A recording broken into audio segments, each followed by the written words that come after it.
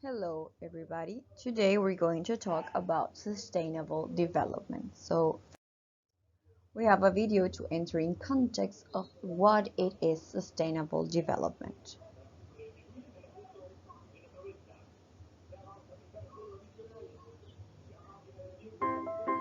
Sustainable development. Everybody's talking about it. But what do those two words really mean? Let's take a couple of minutes to see what sustainable development is all about. The idea first emerged in the late 1980s as a response to the world's growing social and environmental problems. With globalization, the inequality gap between rich and poor countries is widening every day, and the projections for population growth are alarming. How are we going to feed a total of 9 billion people in 2050? How can we offer everyone access to clean drinking water, healthcare, education? How can we protect biodiversity and take concrete action against climate change? How can we make sure that industrial development means progress for everyone? The proposed solution was a new kind of development, or rather a variation of the traditional model called, quite simply, sustainable development. The term was officially defined in 1987 as part of the preparations for the Rio Earth Summit. Sustainable development is development that meets the needs of the present without compromising the ability of future generations to meet their own needs. Does that sound a little abstract to you? Let's put it this way. Sustainable development means that growth must be accomplished with respect for nature and humankind. And where is sustainability achieved? Right here at the crossroads of economic goals, social responsibility, and environmental protection. Now, are you wondering whether a company can combine respect for the environment, social equity, and commercial success? Well, the answer is yes. Not only that, but sustainable development creates value. Here's how. Upgrading production tools to use less energy and water is good for the environment and for the pocketbook. Offering eco-designed products and packaging that use just what's necessary saves materials and reduces shipping costs. Paying attention to employees, improving their quality of life at work, and helping them develop their skills all serve to strengthen their engagement. And stronger employee engagement means better overall performance. Creating products that are accessible to the world's poorest populations means opening new markets, the ones whose populations are going to grow the fastest between now and 2050. Monitoring the working conditions offered by suppliers and subcontractors means minimizing risks that could damage the company's image. As you can see, sustainable development affects just about everything. More and more companies today understand that they have important economic, social, and environmental responsibilities and are committed to making a difference.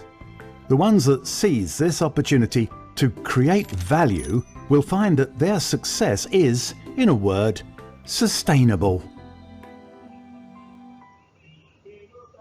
Okay, so this is what I'm talking about when I talk about making environmental science and all science in general to be pocket friendly. Okay, so it's not about just saving earth and saving the animals, which of course is extremely important, but it is about to do something that will be good for our pockets. Okay, we always have to think in economy, and if we found a way to balance this two very important science like preservation and also economy, it will be a great combination because it will not only be just something that will cost us a lot of money to be good to nature, but also to be good to us.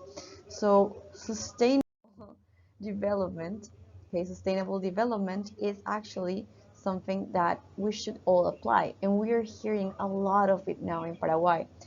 Maybe you have heard of these B type companies that are now starting to to start showing the market. Okay, so most of this sustainability, it's not only as I said, like for example changing the bulbs. I know it will cost more to change them to LEDs, but in the long period you will see that they will consume less, therefore you will spend less in energy.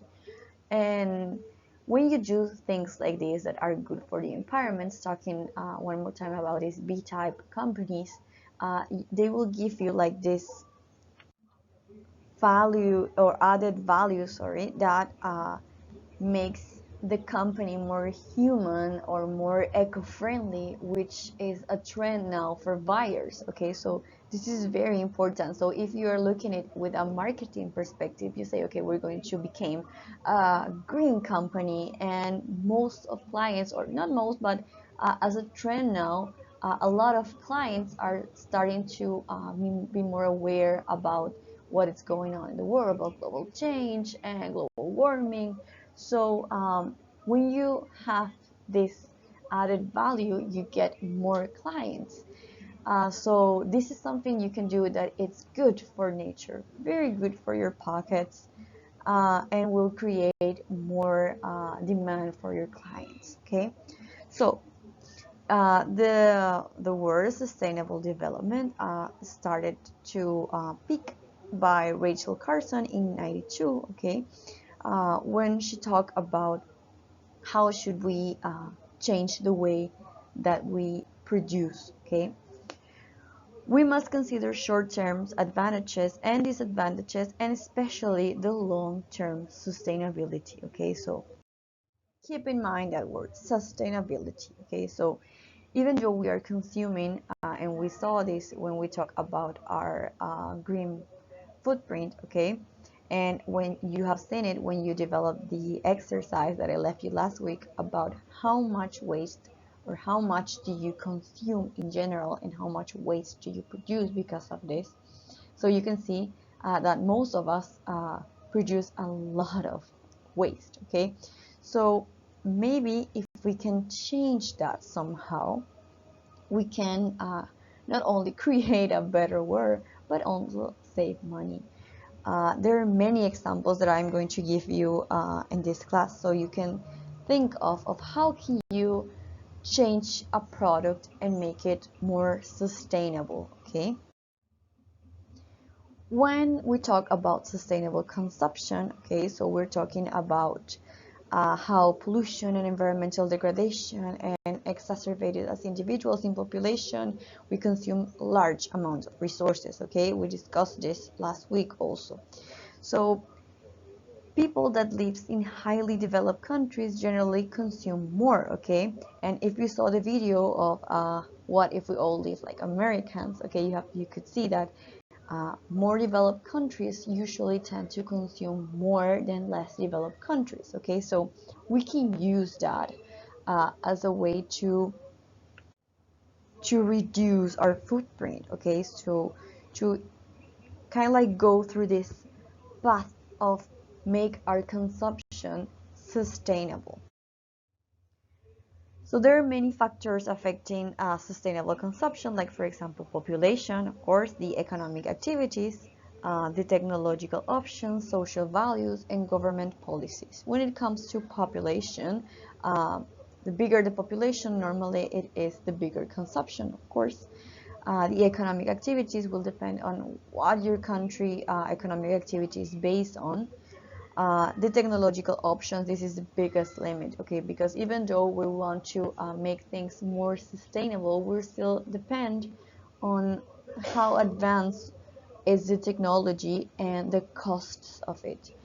I told you last week that what we're looking for, our main objective when it comes to sustainable development, is to have better technology, especially cheapest and fastest. Okay, because if we have a technology that can save the world but it costs way too much, nobody could get access to it. So we need easy access, and by doing this needs to be cheap, easy to manufacture. Okay, so I always will ask you to think about the more efficient technological and cheapest option to solve a problem, and of course uh, it has to be kind of like eco-friendly, or at least to have this edge, okay, to have this point of view of how can you not consume that much or not waste that much to produce the same product. Also, the social values, of course, because now we're facing a change in the past few years. I think the past 5 or 10 years, we are facing this huge change in how people think and how they um, project themselves and how they see the impact that we're having on our environment. Okay, so changing these social values, it is very important, and turn them into a more sustainable uh, way of consumption. And of course, as I said on last class also, we cannot do anything without government policies.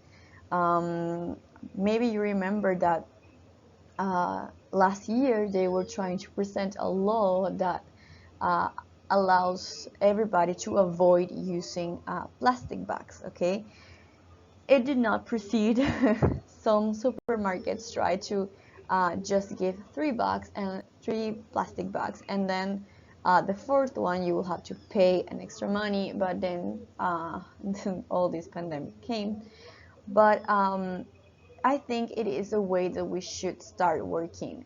In other countries, like in my country, in Peru, for example, uh, it is illegal to just give away plastic bags. You need to buy them if you want to use them, okay? So people normally, even in shops, they carry their own, it could be like fabric bags or paper bags, which produce or pollute way less, okay? So we depend on the government to make these important decisions so we can know exactly where to go, okay? So globally sustainable consumption requires also this important characteristic, which is the eradication of poverty, okay? Because if we cannot deal with this big problem that many countries, especially this country, have, uh, we cannot go further when it comes to environmental issues. Okay, people are more concerned about what they're going to eat than if they're going to contaminate or not. However, it is a very important thing that we need to deal with in order to continue with this path. And a new trend that it's coming is voluntary simplicity, which is basically people that are consuming or using or polluting less. Okay, basically it's just to change your way of living and go eco-friendly, as it is also the trend name. Okay, so basically it's to consume less, to generate less waste. For example, using something very simple as using fabric bags to go to the supermarket. For example, I have 10 fabric bags that I always try to keep in my car. So whenever I go to the supermarket, I try to use them. Of course, sometimes I forget about them, but at least I try. Okay, so this is a very small change that you can make to try to produce a little bit less of waste. Okay, and as I said, voluntary simplicity is kind of like people that go extreme with this, but it is a way of living, and if we can adopt at least the smallest changes, it will be better for producing less waste. Something very small that we can do, for example, when we go back to the university, it's to do, for example, carpool, which is sharing a car. So you get together with people that live nearby, and you get to share a car instead of using 3 or 4 cars to go to the same place. Okay, I know now it's difficult because we're trying to avoid going to places, and we know pandemic. Okay, but when we go back to kind of like a normal way of living, these are the things that you can do that can make a very small but significant difference somehow. Technological process is very important when we talk about all of the fields. I said that technology is one of the most important things because we need to produce technology that will help to contain this sustainable way of living. Okay, One of the most or the biggest improvements in energy consumptions were the LED lights, okay?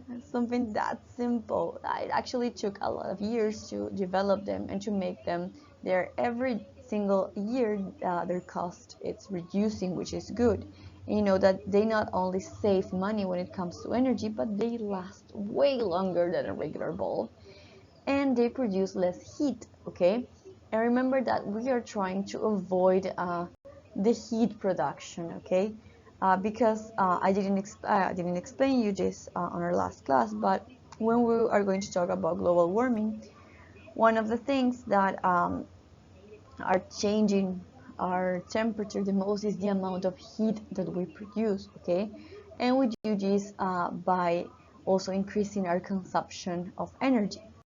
So just changing the way we light our lives is a huge change, okay? And though they cost way more than a regular bulb, in the long term, and this is where the sustainability can be achieved, they will consume less, therefore you will pay less energy, and they will last longer, therefore you will spend less in changing bulbs, okay? So this is the perfect example of sustainable development, okay?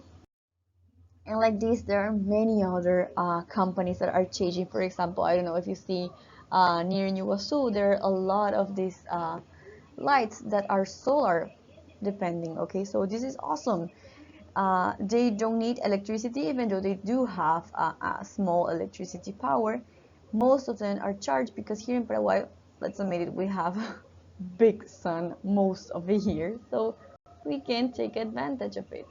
And even though they're expensive yet to change into solar panels because they are expensive, we have the advantage that here in Paraguay we have a clean source of energy, which is hydro energy, okay? But for other countries that don't have that possibility, they can get access to many ways of this sustainable energy, okay? Like for example, solar, as I said, wind energy, and many others. The key is to always think of this ethical point of view, okay? And as I said, the values or the community values are very important at this level. So these values are not always static, okay? They are continually changing as society, culture, and politics, and especially economic priorities change, okay? So this is according to the reality that we're facing. Right now, it's not such a great moment to think about ways of saving probably nature, but it is a good period of time to think about ways to save money, okay, since we are in a crisis. So normally when we said, oh, you have to be more sustainable, people don't relate this to, okay, I'm going to be able to save me money.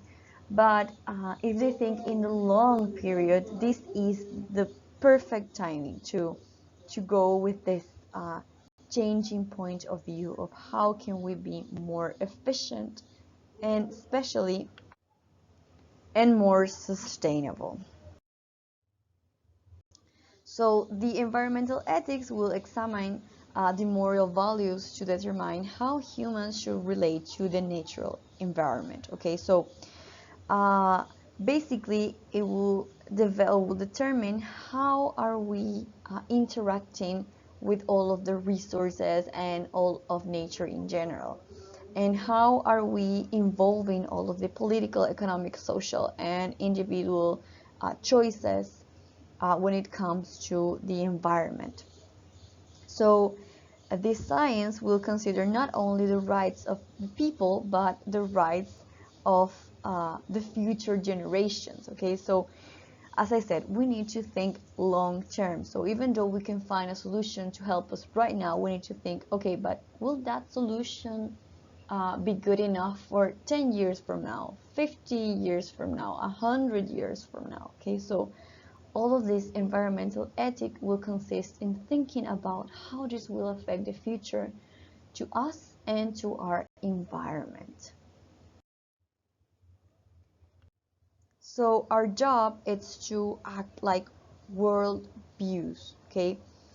We all have particular worldview, okay? It is the way you see the world and the way you see how the future is going to be and the way you act according to this. So these worldviews leads to behaviors and lifestyles that might or might not be compatible with the environmental sustainability.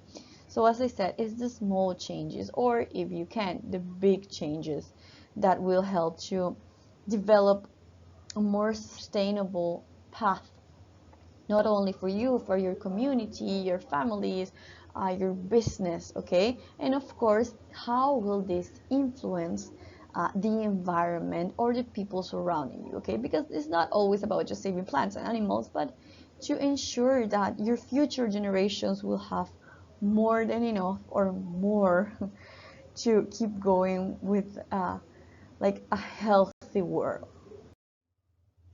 So there are these points of view, okay, 8 of them.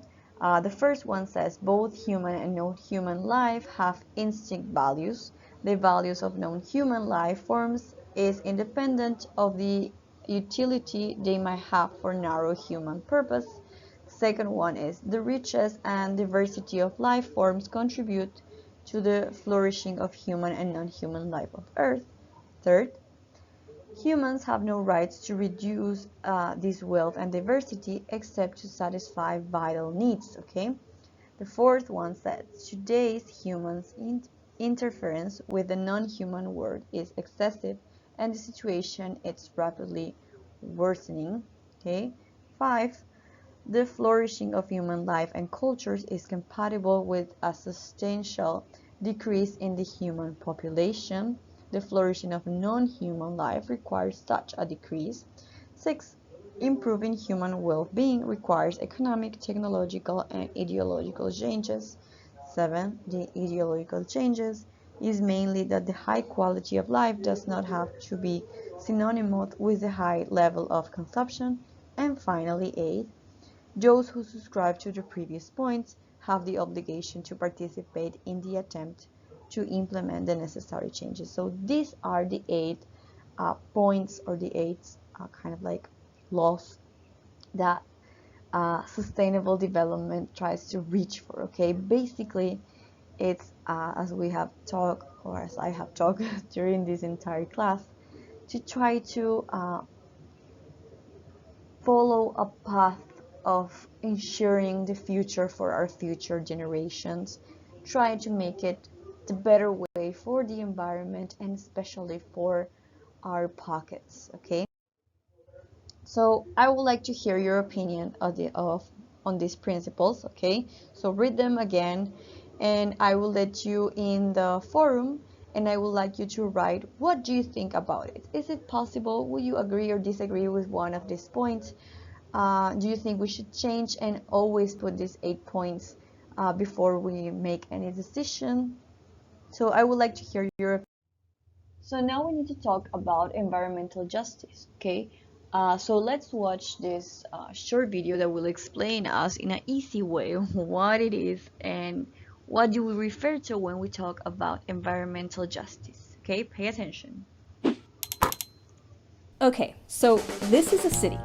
Here are all the people living in it, people of all different colors, ages, wealths, and incomes. Except they don't all live together in the same place. They're separated into different parts of the city by what color they are, what language they speak, and how much money they have. And those different parts of the city look quite different. The parts that are whiter and wealthier tend to have green spaces, grocery stores with nutritious organic food, and of course the money to buy it, and are often far away from pollution-emitting freeways. The parts that are poorer and more diverse tend to have industrial sites, heavy-duty diesel-polluted ports and highways, and hazardous waste, all things that the city relies on to run properly, but that heavily pollute the air and water. And even if they had those grocery stores with nutritious organic food, most residents there couldn't afford it anyway. How did this happen? Well, this segregation can be traced back to race-based zoning and housing policies, but it wasn't always as deliberate as plain old racism. Some separations can simply be traced to poor land use planning. And as a result, these residents of the same city live very different lives. Say the city realizes it has an emissions problem. It comes up with a plan to reduce air pollution, plant more trees to suck up the carbon, or start a cap and trade program. But those trees get planted in the neighborhoods that are already green, and the factories that are spewing toxins into the air just buy more carbon offsets and keep spewing their toxins. The benefits of these programs are enjoyed by the communities that are already doing just fine, and the communities that were hurting most from all that air pollution, well, they're still hurting. This isn't just an imaginary city, this is the story of real cities all across the US where people might live in the very same area code, but their race, ethnicity, or wealth and income bracket causes them to experience wildly different quality of air, water, and life. In fact, it can even mean that they also experience different deaths. That's how serious this stuff is. This kind of inequity expands far beyond cities, too. Rural areas are full of commercially valuable resources like oil and coal, and they're also home to indigenous and low-income communities. But when those resources are extracted, those communities don't see any of the money, and they end up with all the air and water contamination that's left over from the extraction. And we even see this injustice on a global level, like in small island nations that are forced to directly confront the consequences of rising sea levels, but haven't played any significant role in the industries that are causing climate change. These peoples are sometimes forced to flee their homes because their land is literally going underwater. But the very states that did play a hand in creating climate change don't have migration policies to accommodate them. So when we talk about environmental justice, we're talking about how we can try to break down and reimagine a system that's built up on these inequities. A system where those who are already disadvantaged because of their race and economic status are made poorer because they're unable to profit from the resources that the world depends on, and are made sick or worse by the environmental contamination that comes with extracting those resources. Social inequities are intimately tied to the environment. That's why social justice is an environmental issue too.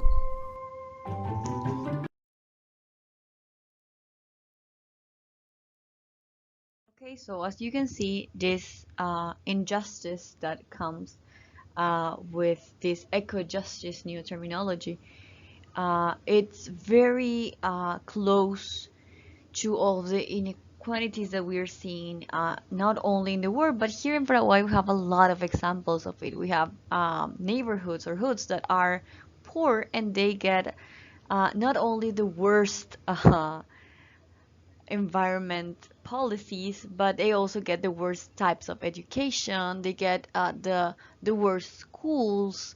They don't get access to all of the sources that people that live in wealthier neighborhoods got. And you can see in education a huge difference, for example, when it comes to schools that are here in Asunción and schools that are in other cities, okay? And especially when it comes to the country, okay? You can see a lot of schools that are basically falling down, that don't have no roof, or and you saw a lot of these cases now, especially that we're talking about children going back to school, and they basically have no school to go back to. So these inequities happens all over the world, and normally they are very, very related to the income of the families that live in those neighborhoods, okay? um, so this not only happens in the United States, but we can see, and I bet you can tell me a lot of examples.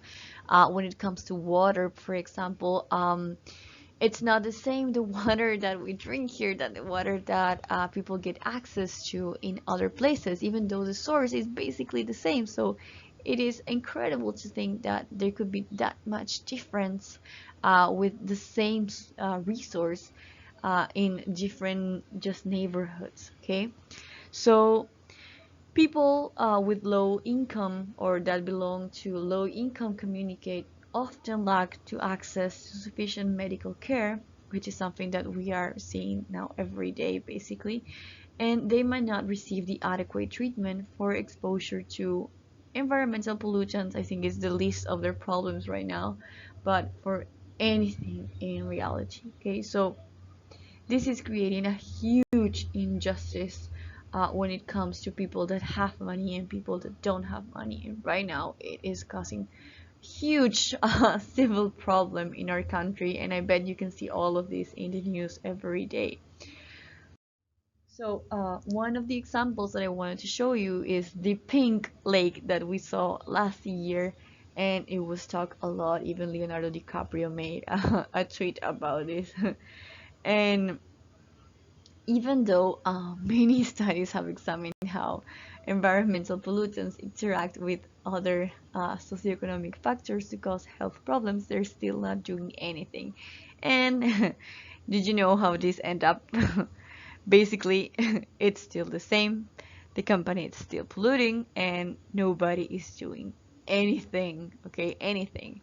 And how do you think it's the living or the way of living of the people that live near this place? Do you think it is like for example, people who that live in Asunción, people that live, in, I don't know, in Brucuya, in Los Laureles, or any other neighborhood here?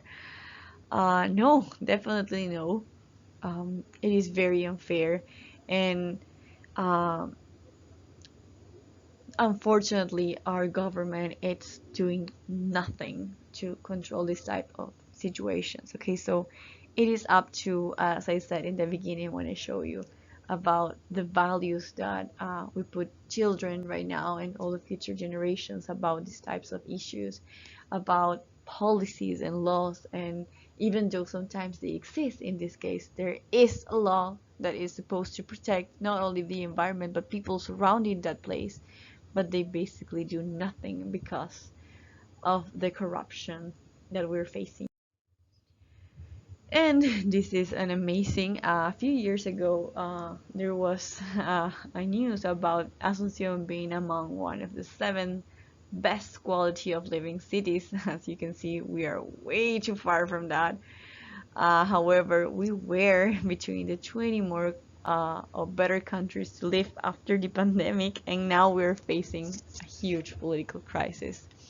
However, um, we need to change our points of view, and we need to change how the future generations will handle all of these problems. And that's why this topic is so important, because if we create a conscience about a sustainable way of living, we can improve dramatically how we see or how we handle our country.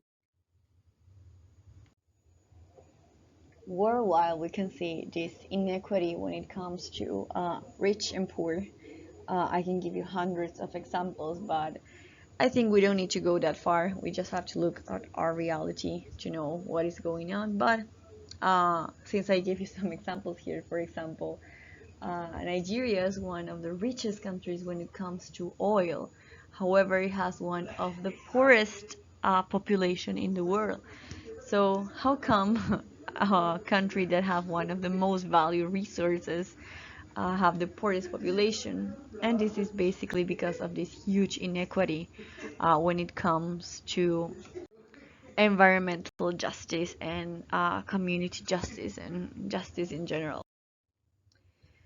So environmental justice is extremely related to ethical issues, of course, and it's all about making decisions that are good not only for the environment, but as I said, for the population, and not only regarding a country, but the world. Okay, there are many treaties that are being signed. One of them is the Paris Agreement. I don't know if you know, but Donald Trump decided to leave the Paris Agreement. Fortunately, the new president decided of the United States decided to go back and sign the agreement. We're going to talk about this in future classes, but basically it is a trait that establishes ways that countries should proceed when it comes to pollution, footprint, consumption, and many other things to take care of the environment and uh, to to improve or reduce their pollution. Okay, so there are international laws regarding these issues, but the first thing countries need to do is to focus on their national laws. Okay, and as I said, here in Paraguay we have the laws that we're going to see in all of our classes. However, they are not being taken care of properly most of the time. So let's think of solutions. Uh, Next week, when we have our class, I would like to hear your opinion regarding this issue, okay, about what do you think about this inequity that we have here in Paraguay? What kind of solutions would you present to do this? And what do you think regarding this subject, okay? So this will be our activity starting our next class. And for your homework, also you have the forum, don't forget about it. Is you have to read one file that is Environmental Insight. It has 5 recommendations, okay, that are very important for sustainable life plan.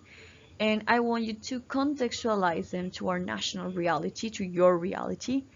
Prepare a presentation and a summary, okay, of the selected recommendation. Just choose one of them and upload the summary and presentation. Okay, your presentation with one of the slides will include the summary, and you upload this to our virtual classroom. Okay, and that's it for today's class. Don't forget to fill the forum, okay, and to upload one of your contextualized national reality of one of these recommendations plus your summary. I'll see you all next week. Have a great week.